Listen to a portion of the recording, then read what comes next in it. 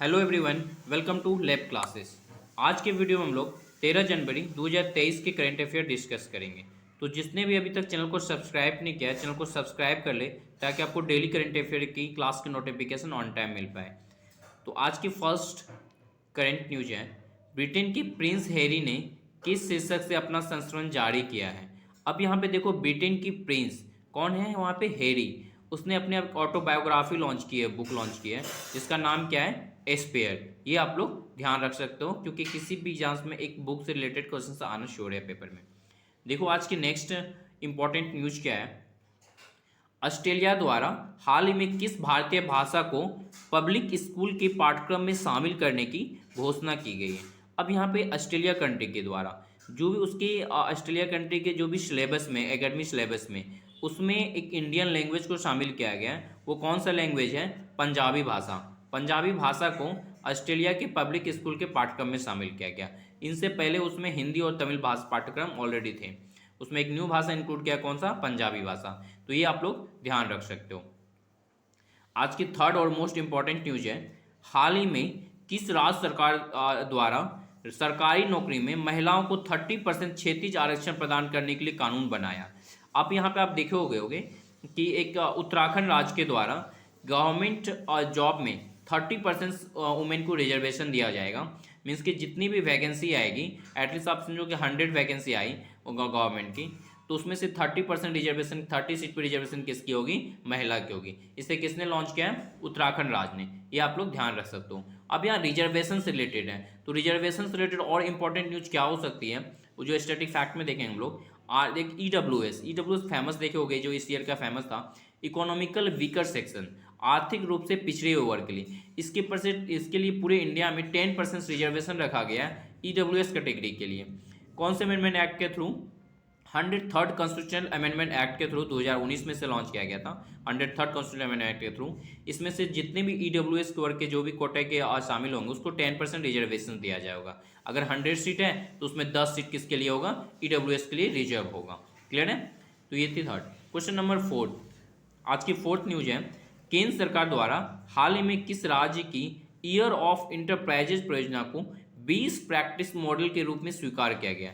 अब यहाँ पे देखो, ईयर ऑफ इंटरप्राइजेज परियोजना इंपॉर्टेंट है। इसे किसके द्वारा, केंद्र सरकार द्वारा हाल ही में लॉन्च किया गया। तो ये किस सरकार के द्वारा इसको स्वीकार किया गया, केरल सरकार द्वारा। इसे 30, अभी देख रहे हो केरल सरकार सबसे ज़्यादा अच्छे वर्क कर रहे हैं केरल स्टेट में। इसमें 30 मार्च 2022 को स्टार्ट हुआ था। इसमें इसका टारगेट था क्या, एक साल में 1 लाख रोजगार सृजित करना।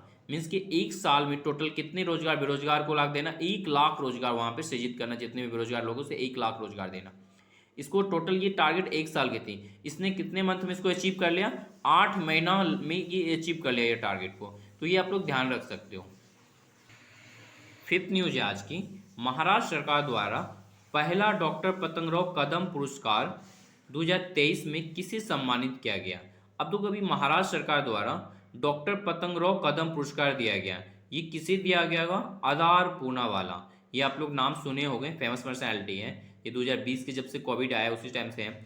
ये कौन है, सीरम इंस्टीट्यूट ऑफ इंडिया के डायरेक्टर्स है आधार पुणेवाला। आप लोग सुने होंगे कि कोविड के लिए कौन सा एक वैक्सीन दिया जाती थी, तो कोविशील्ड। तो कोविशील्ड की जो ये है आधार पूनावाला, ये आप लोग ध्यान रख सकते हो। क्लियर है। क्वेश्चन नंबर 6 नंबर से है, हाल ही में चर्चा में रहा डॉक्टर श्यामा प्रसाद मुखर्जी राष्ट्रीय जल और स्वच्छता संस्थान कहाँ स्थित है। अब यहाँ पे देखो कौन सी बात हो रही, डॉक्टर श्यामा प्रसाद मुखर्जी की। तो ये श्यामा प्रसाद मुखर्जी राष्ट्रीय जल और स्वच्छता संस्थान कहाँ पे स्थित है, कोलकाता में। क्लियर है। आप लोग कोलकाता नाम सुने होंगे।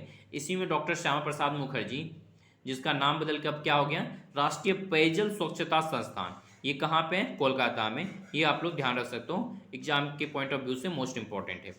क्वेश्चन नंबर 7, आज की 7 न्यूज है और टॉप न्यूज आज की, हाल ही में किस राज्य की कोटा जनजाति ने ऐनूर अमनूर त्योहार मनाया है। अब यहाँ पे वर्ड से ही मेंशन होगा, ऐनूर अमनूर त्योहार, ये किस राज्य ने मनाया है, तमिलनाडु राज्य ने। ये आप लोग ध्यान रख सकते हो। और तमिलनाडु से और इंपॉर्टेंट करंट क्या हो सकती है, आरटीआई रिप्लाई में सबसे खराब प्रदर्शन करने वाला राज्य कौन है, तो तमिलनाडु है। अब यहाँ पे वर्ड है आरटीआई, राइट टू इन्फॉर्मेशन। ये 2009 के अमेंडमेंट एक्ट, राइट 2005 के अमेंडमेंट एक्ट से आया था। तो आरटीआई, इसको सबसे जो खराब, जो रिप्लाई करने वाली सबसे खराब स्टेट है वो कौन से हैं, तमिलनाडु है। ये भी आप लोग ध्यान रख सकते हो। सेकेंड, इसके एक योजना थी फ्रेंड्स ऑफ लाइब्रेरी योजना।